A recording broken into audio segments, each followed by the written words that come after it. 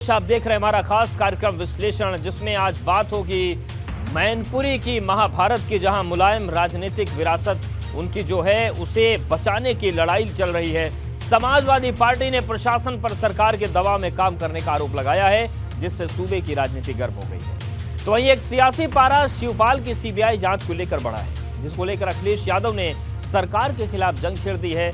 लेकिन इन सब के बीच बात करेंगे आजम के आंसू वस्त्र की, जो अपने गढ़ को बचाने के लिए इमोशनल कार्ड खेल रहे हैं। क्योंकि कहने के लिए उपचुनाव है, लेकिन एक एक वोट के लिए तनाव है। तो कहीं मत जाइए, बने रहिए हमारे साथ, क्योंकि अब होगा विश्लेषण।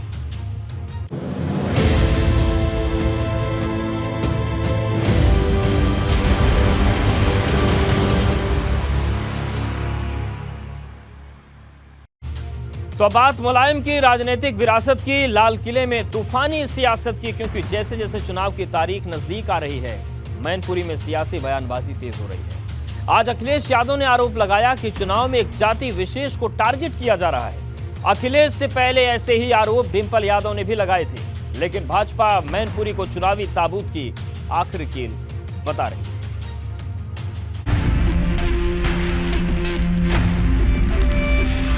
समाजवादी गढ़ में दंगल, मैनपुरी में किसका होगा मंगल। मुलायम की राजनीतिक विरासत, लाल किले में तूफानी सियासत। डिंपल वर्सेज रघुराज, मैनपुरी में किसका राज। मैनपुरी उत्तर प्रदेश की सियासत का पावर सेंटर बन चुका है, क्योंकि न सिर्फ लखनऊ बल्कि दिल्ली की नजर भी इस वक्त मैनपुरी पर टिकी हुई है। क्योंकि कहने के लिए यहाँ चुनाव है, लेकिन राजनीतिक दलों के ऊपर बड़ा तनाव है, और सबसे ज्यादा तनाव समाजवादी पार्टी के ऊपर है, जिसके सामने मुलायम सिंह यादव की विरासत को बचाने की चुनौती है। यही वजह है कि अखिलेश यादव ने चुनाव प्रचार में अपनी पूरी ताकत झोंक दी है, बल्कि भाजपा नेता और अधिकारियों की साठगांठ का आरोप लगाते हुए हमलों की झड़ी लगा दी है। ये अधिकारी रात में बीजेपी के बड़े नेताओं से गुपचुप बैठक करते हैं। मुझे उम्मीद है कि इलेक्शन कमीशन इन बातों को देखेगा, और ये अधिकारी चाहे बड़े बड़े बैठे हुए जो लोग हैं गुपचुप रणनीति बना रहे हैं कि चुनाव को कैसे इसमें दबाव बना जाए समाजवादियों के ऊपर, लेकिन ये चुनाव जनता का है। लेकिन अखिलेश यादव यही नहीं रुके, उन्होंने यहाँ तक कह दिया कि चुनाव में ड्यूटी भी जाति देखकर लगाई जा रही है। अखिलेश यादव का आरोप है कि एक जाति विशेष के लोगों को चुनाव से दूर रखा जा रहा है। अगर जिलाधिकारी बेईमानी करेगा और इलेक्शन कमीशन देखता रहेगा तो कैसे निष्पक्ष चुनाव होगा। मैं तो आपसे कहूंगा कि हमारी प्रेस के बाद आप जिलाधिकारी महोदय से जाइए, ऑब्जर्वर से कहिए कि किस तरह की ये ड्यूटी लगा रहे हैं, वो ड्यूटी किस किस की कहाँ लग रही है, वो सार्वजनिक हो। अखिलेश यादव ने चुनाव आयोग से इन बातों का संज्ञान लेने की अपील की है, लेकिन जैसे जैसे मैनपुरी की चुनावी तारीख नजदीक आ रही है, प्रशासन पर सरकार के दबाव में काम करने का आरोप में तेजी आती जा रही है। क्योंकि अखिलेश यादव से पहले उनकी पत्नी डिंपल ने भी ऐसे ही आरोप लगाए थे और अपने समर्थकों को रात में जागते रहने का नारा तक दे दिया था। युवा साथियों से भी कहना चाहूंगी और समाजवादी नेताओं से कि 4 तारीख को तो प्रशासन सख्ती कर सकता है, तो आप लोगों से मैं इतना ही कहूंगी कि आप बस अपने घर पे मत सोइएगा 4 तारीख को, और 5 तारीख को कोई आपको छू नहीं सकता है। आप जाइएगा, वोट डाल के आइएगा, और 6 तारीख को तो प्रशासन गायब हो ही जाएगा यहाँ से, जितने भी आए हैं। लेकिन इन तमाम हमलों और आरोपों के बीच भाजपा परिवारवाद के मोर्चे पर चुनौती दे रही है, क्योंकि केंद्रीय मंत्री एसपी सिंह बघेल जहां मैनपुरी के चुनाव को आखिरी कील बता रहे हैं, तो डिप्टी सीएम केशव प्रसाद मौर्य सपा के साथ को भविष्य की बर्बादी बता रहे हैं। नंबर 2 पर 17 में हमारी पूर्ण बहुमत की सरकार आई, ये 50 से नीचे आई, खतरा नंबर 2। फिर इसके बाद आप देखो 19 में इनके गठबंधन के बावजूद इनके घर के 3 लोग हारे हैं, डिंपल यादव, अक्षय यादव और धर्मेंद्र यादव, ये खतरा नंबर 4था। अब भी अगर ये जाग नहीं रहे, फिर 22 के इलेक्शन में इनकी सरकार नहीं बनी, ये खतरा नंबर 5 हो गया। तो खतरे के बादल तो समाजवादी पार्टी पर 14 से मंडरा रहे हैं। अब मैनपुरी में हारने के बाद इनके ताबूत में ये आखिरी कील साबित होगी। आपको बता दें कि एक दिन पहले जब सीएम योगी करहल में प्रचार करने आए थे, तब उन्होंने भी परिवारवाद के मोर्चे पर समाजवादी पार्टी पर जमकर हमला बोला था। बड़े बड़े नारे लगाते हैं, अपने को समाजवादी कहते हैं, लेकिन वास्तविक चरित्र उनका केवल परिवारवाद का है। वे परिवारवाद से कभी उभर नहीं पाए हैं। सब कुछ परिवार को चाहिए। राष्ट्रीय अध्यक्ष भी परिवार का, मुख्यमंत्री भी परिवार का, राष्ट्रीय महासचिव भी परिवार का, सांसद भी परिवार का, ब्लॉक प्रमुख भी परिवार का, विधायक भी परिवार का। परिवार के दायरे से बाहर कोई नहीं निकल पाता है। अखिलेश यादव मैनपुरी में थे। मैनपुरी विधानसभा क्षेत्र में उन्होंने आशीर्वाद सम्मेलन को संबोधित किया। विप्र समाज के, ब्राह्मण समाज के लोगों को उन्होंने संबोधित किया। उनसे नेताजी का भावनात्मक लगाव रहा है। नेताजी ने मैनपुरी और मैनपुरी ने नेताजी को बनाया है। तो कहीं ना कहीं एक सहानुभूति और इमोशनल टच देने की अखिलेश यादव ने कोशिश की। दूसरी तरफ केशव मौर्य और बीजेपी के तमाम नेता लगातार समाजवादी पार्टी पर हमलावर हैं, अखिलेश यादव पर हमलावर हैं। केशव मौर्य ने हमला बोला तो वहीं दूसरी तरफ एसपी सिंह बघेल ने मैनपुरी लोकसभा उपचुनाव को सैफई कुनबे की ताबूत की आखिरी कील बताया। मतलब एकदम साफ है, मैनपुरी की लड़ाई समाजवादी पार्टी के लिए नाक की लड़ाई है, तो भाजपा के लिए 24 में चक्रवर्ती बनने का रास्ता है। और मैनपुरी में किसका राज तिलक होगा, इसका फैसला मैनपुरी की जनता को करना है। Bureau report, ABP Ganga. और अब बात सीबीआई के फेर में शिवपाल योगी सरकार पर अखिलेश लाल, क्योंकि पहले शिवपाल की सुरक्षा घटी और अब उन पर सीबीआई की तलवार लटकने लगी है, क्योंकि गोमती रिवर फ्रंट को लेकर सरकार ने सीबीआई को हरी झंडी दे दी। और अब इसी को लेकर अखिलेश यादव नाराज हैं, जिन्होंने आज हमला बोलते हुए कह दिया कि अगर भविष्य में कभी हमारी सरकार बनी तो जांच हम भी करवाएंगे।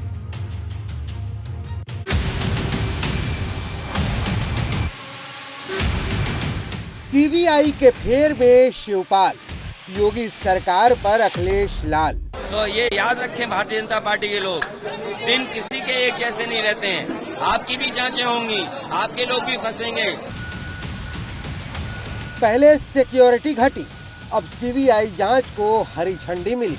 वही सिंपैथी नहीं, इनकी गुंडागर्दी इतनी हुई है, पूरे प्रदेश ने झेला है। मैनपुरी में लड़ाई तो डिंपल यादव और रघुराज शाक्य के बीच है, लेकिन केंद्र में शिवपाल यादव है, क्योंकि शाह और मात के इस खेल में सबसे ज्यादा नुकसान शिवपाल यादव का हो रहा है, क्योंकि पहले उनकी सिक्योरिटी घटी और अब उन पर सीबीआई जांच की तलवार लटकने लगी है। योगी सरकार ने शिवपाल से सवाल जवाब करने के लिए सीबीआई को हरी झंडी दे दी है और अब इसी जांच को लेकर सूबे की राजनीति धधकने लगी है। समाजवादी पार्टी के मुखिया अखिलेश यादव ने शिवपाल के बचाव में मोर्चा खोल दिया है और ऐलान कर दिया है कि भविष्य में जब कभी भी उनकी सरकार आएगी तो वो भी ऐसे ही जांच करवाएंगे। कैबिनेट का एक एक फैसला रिवर फ्रंट के लिए लिया गया है और अगर कैबिनेट के फैसले को सीबीआई, ईडी और सरकार नहीं मानेगी तो ये याद रखें भारतीय जनता पार्टी के लोग, दिन किसी के एक जैसे नहीं रहते हैं। आपकी भी जांचें होंगी, आपके लोग भी फंसेंगे। जानकारों की माने तो शिवपाल की घर वापसी भाजपा को रास नहीं आ रही है, क्योंकि जैसे जैसे चुनाव नजदीक आ रहा है, योगी सरकार के तेवर शिवपाल को लेकर सख्त होते जा रहे हैं। या यूं कहें कि अखिलेश यादव से ज्यादा भाजपा के निशाने पर शिवपाल यादव हैं, क्योंकि सोमवार को सीएम योगी करहल में गरजे तो उनके निशाने पर शिवपाल यादव ही थे, जहां उन्होंने शिवपाल की तुलना पेंडुलम से की थी, जिस पर पलटवार करते हुए अखिलेश यादव ने निशाना साधा था। चचा शिवपाल का, उनकी स्थिति तो पेंडुलम जैसी हो गई है। पेंडुलम आपने देखा होगा ना, और फिर उनको वही चीज याद आ जाती, कभी कभी उनको याद आता है। भाइयों बहनों, जीवन में पेंडुलम कभी नहीं बनना चाहिए, पेंडुलम का कोई लक्ष्य नहीं होता है। हमारे जो मुख्यमंत्री थे आज करेल कह के गए कि चाचा पेंडुलम है, कभी इधर जाते हैं कभी उधर जाते हैं, इसलिए वो जान नहीं पा रहे हैं वो पेंडुलम नहीं है। वो ऐसा झूला झुलाएंगे मुख्यमंत्री जी को, छोड़ देंगे, पता नहीं लगेगा कहां जाएंगे। वहीं सीबीआई की जांच और सिक्योरिटी घटने के बाद शिवपाल यादव ने भाजपा के खिलाफ मोर्चा खोल दिया है और डिंपल की बड़ी जीत का ऐलान कर दिया है। अपेक्षा थी भारतीय जनता पार्टी से, ये अपेक्षा थी। अब हमारी सुरक्षा हमारे कार्यकर्ता और जनता करेगी। अब देखिए डिंपल की जीत और बढ़ेगी और इनकी हार भारतीय जनता पार्टी के प्रत्याशी की हार। और यादव को लेकर सीबीआई ने शासन से उनसे पूछताछ की जो अनुमति मांगी है, तो इसको भी मैनपुरी लोकसभा उपचुनाव से जोड़कर देखा जा रहा है। चाचा भतीजे की एकजुटता से कहीं ना कहीं बीजेपी कैंप में इसको लेकर एक सियासी खलबली है और यही वजह है कि अब सियासी वार का दौर चल पड़ा है। लेकिन जानकार शिवपाल पर हुए इस एक्शन को बहू के समर्थन का साइड इफेक्ट मान रहे हैं, क्योंकि शिवपाल ने भाजपा के बजाय अपने परिवार को तवज्जो दी। दरअसल शिवपाल यादव बहू डिंपल यादव को मैनपुरी में जिताने के लिए न सिर्फ ताबड़तोड़ जनसभाएं कर रहे हैं, बल्कि गांव-गांव घूमकर वोट भी मांग रहे हैं। चुनाव से जोड़कर इसलिए नहीं देखना चाहिए, ये कोई आज की पत्रावली नहीं है, ये सीबीआई जांच पहले से चल रही है और जांच एजेंसियां अपना काम करती हैं, समय समय पर अपना जो जिस तरह की चीजें रहती हैं करती रहती हैं। दायित्व है अपने सभी सम्मानित नागरिकों को सुरक्षा देने का, दायित्व सरकार की तरफ है। हम सरकार में हैं, हमारी पार्टी सरकार में है, लेकिन किस श्रेणी की सुरक्षा दी जाए ये राज्य स्तरीय एक समिति इस पर निर्णय करती है। तो उस समय परिस्थिति वैसी थी, जो रिपोर्ट आई होंगे उन्हें श्रेणी की सुरक्षा दी गई है। तक सीबीआई का विषय है, सीबीआई की प्रक्रिया एक निरंतर चलने वाली प्रक्रिया है और निश्चित रूप से जो भी दोषी होगा हम दोषी के साथ नहीं है। सीबीआई रिवर फ्रंट मामले की जांच कर रही है और ऐसे में अगर सीबीआई शिवपाल सिंह यादव या सरकार के अन्य वरिष्ठ अधिकारियों के खिलाफ जांच के लिए अगर अनुमति मांगती है तो इसके राजनीतिक निहितार्थ नहीं निकाले जाने चाहिए। लेकिन जिस गोमती रिवर फ्रंट योजना ने शिवपाल यादव की टेंशन बढ़ा दी है, वो सपा सरकार से जुड़ी है। उस वक्त अखिलेश यादव मुख्यमंत्री थे और शिवपाल यादव सिंचाई मंत्री थे। सपा सरकार ने इस परियोजना के लिए 1513 करोड़ रुपए खर्च किए थे, लेकिन 2017 में सरकार के बदलते ही योगी सरकार ने इसमें घोटाले का आरोप लगाया और गोमती रिवर फ्रंट की न्यायिक जांच कराई, जिसके बाद आगे की जांच सीबीआई को सौंप दी। अब सीबीआई इस केस में 2 आईएएस अधिकारी समेत शिवपाल यादव की भूमिका की जांच करना चाहती है, जिसकी अनुमति योगी सरकार ने दे दी है। मतलब एकदम साफ है, शिवपाल यादव जब तक अखिलेश यादव के खिलाफ थे जांच से बचे हुए थे, लेकिन जैसे ही साथ आए जांच के घेरे में आ चुके हैं। अब जांच की आंच शिवपाल को कितना जलाती है और इसका असर मैनपुरी चुनाव पर कितना होता है, ये देखना होगा। Bureau report, ABP Ganga. और अब बात आजम के आंसू अस्त्र की, क्योंकि रामपुर में अपना किला बचाने के लिए आजम खान इन दिनों खूब इमोशनल हो रहे हैं। वो रामपुर की जनता से एक तरफ भावुक अपील कर रहे हैं, लेकिन साथ ही भाजपा पर निशाना भी साध रहे हैं। लेकिन बड़ा सवाल ये है कि क्या आजम अपना रामपुर बचा पाएंगे?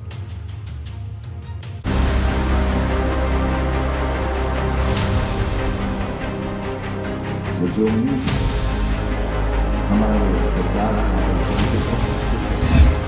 लेकिन इसके बावजूद रामपुर विजय का धांसू प्लान, आजम का आंसू अस्त्र। मैं भैंस का डाकू, मुर्गे का डाकू, फर्नीचर का डाकू, किताबों का डाकू।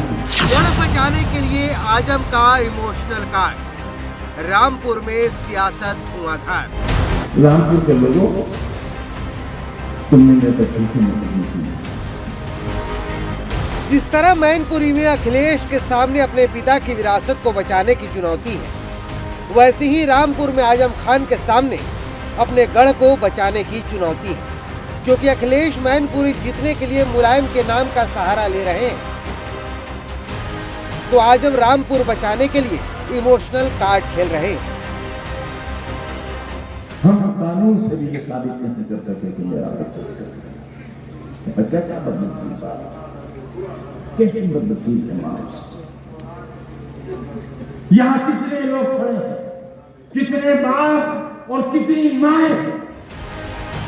आजम खान खुद को एक तरफ असहाय बता रहे हैं, लेकिन साथ ही साथ अपनी ताकत का एहसास भी करा रहे हैं। हमारी सरकारें भी आई, लेकिन अमन था, शांति थी, मोहब्बत थी, एक दूसरे का एहतराम था और तरक्की थी। हमें तो ये खबर ही नहीं थी कि सरकारों का काम घरों के दरवाजे तोड़ना है। रामपुर विधानसभा उपचुनाव में समाजवादी पार्टी के नेता मोहम्मद आजम खान लगातार इमोशनल कार्ड खेल रहे हैं। आजम खान अपनी चुनावी जनसभाओं में जज्बाती भाषण दे रहे हैं और रामपुर की जनता को झकझोर रहे हैं कि क्यों ना वो समाजवादी पार्टी का एक बार फिर साथ दे। गौरतलब है कि रामपुर की ये सीट पिछले 4 दशकों से आजम खान के पास रही है, लेकिन इस बार भाजपा रामपुर के पिच पर आजम खान को मुस्लिम मोर्चे पर सीधी चुनौती दे रही है। आज यही हालत यहां मैं देख रहा हूं, क्योंकि राजपाट है नहीं। जो अपराधी तत्वों को पाला था, जो मनोकांक्षा इनकी थी, और वही जिन पटक पटक करके इन लोगों को ठीक करने का काम कर रहा है। आपको बता दें कि रामपुर में 60% वोट मुस्लिमों का है, जिसके दम पर आजम खान लगातार यहां से चुनाव जीतते रहे हैं। लेकिन इस बार भाजपा मुस्लिम वोट को न सिर्फ रिझा रही है, बल्कि आजम खान के करीबी रहे फसाहत अली खान को भी अपने साथ मिला लिया है। साथ ही पूर्व केंद्रीय मंत्री मुख्तार अब्बास नकवी, बासित अली और दानिश आजाद अंसारी जैसे बड़े मुस्लिम चेहरों को प्रचार में उतार दिया है। मतलब एकदम साफ है, भाजपा रामपुर में आजम को कड़ी टक्कर दे रही है। और अब सवाल बड़ा है कि क्या आजम खान अपना किला बचा पाएंगे या फिर अपनी लोकसभा के उपचुनाव की तरह ये बाजी भी हार जाएंगे। Bureau report, ABP Ganga. और अब बात खतौली के दंगल के, जहां जयंत भाजपा के विजय रथ को रोकने की चुनौती दे रहे हैं, तो दूसरी तरफ भाजपा अपने गढ़ को बचाने के लिए आक्रामक है।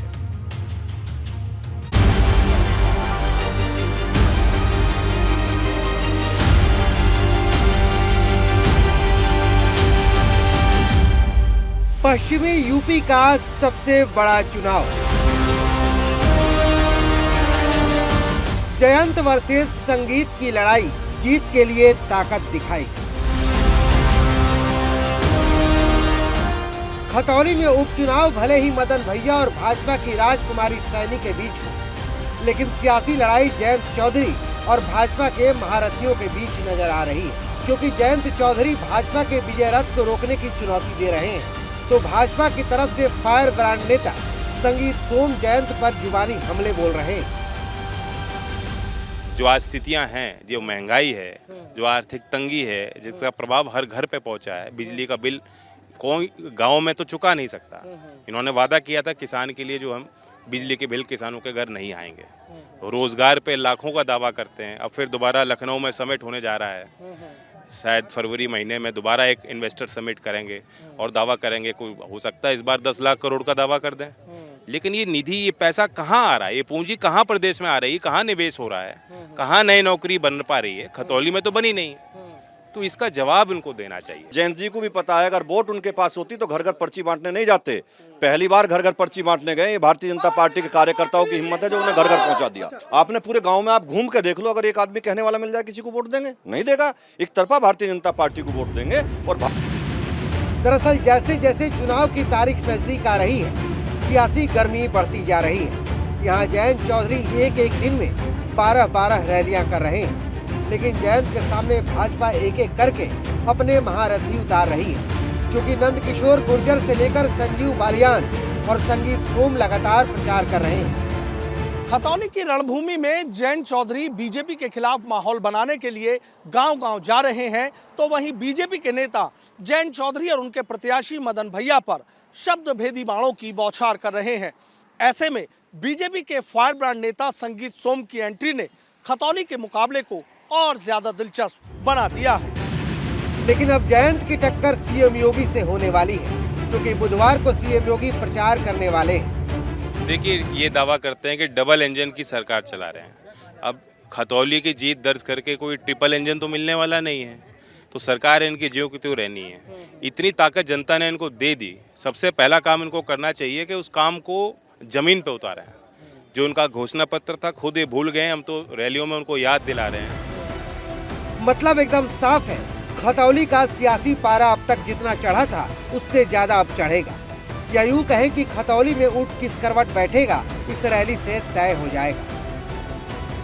Bureau report, ABP Ganga. अब बात करते हैं किसानों की टोल क्रांति की, क्योंकि ग्रेटर नोएडा में किसानों का गुस्सा उस वक्त बढ़ गया जब 40 गांव के किसानों ने ग्रेटर नोएडा दादरी के लोहारली टोल प्लाजा को घेर लिया। किसान NH 91 के गड्ढों को लेकर नाराज हैं, जिसकी वजह से आए दिन हादसे होते हैं। किसी मुश्किल नहीं है, ये हमारे क्षेत्र की समस्या है। ग्रेटर नोएडा में किसानों का हल्ला बोल। हमें अपना अधिकार चाहिए, मेरे पैसे नहीं रहे, आप टोल 40 गांव के किसानों ने दिया टोल पर धरना। लंबी चलेगी, हमने देखी है लड़ाई लगती। किसानों की टोल क्रांति।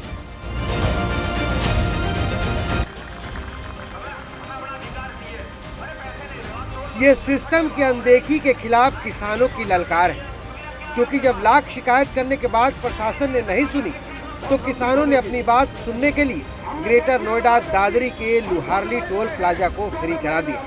पर जब टोल प्लाजा पर किसानों के धरने की बात प्रशासन को पता चली तो उसके हाथ पांव फूल गए।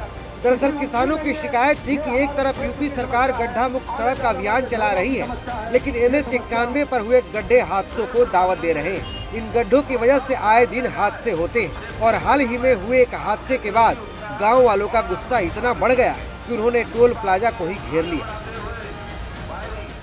लगातार जो दादरी लोहाली टोल जो कर्मचारी हैं, जो प्रशासन वो अपने मनमानी करते हैं। यहाँ पर आए दिन टोल पर जाम लग जाता है और एम्बुलेंस फंस जाती है। यही नहीं कि जो NH 91 हाईवे है, इस पर जगह जगह गड्ढे बने हुए हैं, जिसके कारण लगातार हादसे होते हैं। उनके खिलाफ आज जो भारतीय किसान यूनियन के जो कार्यकर्ता है, उन्होंने प्रदर्शन किया।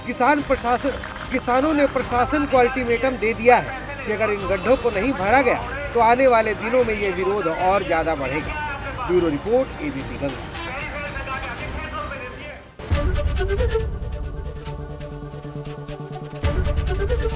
ABP गंगा, खबर आपकी, जुबान आपकी।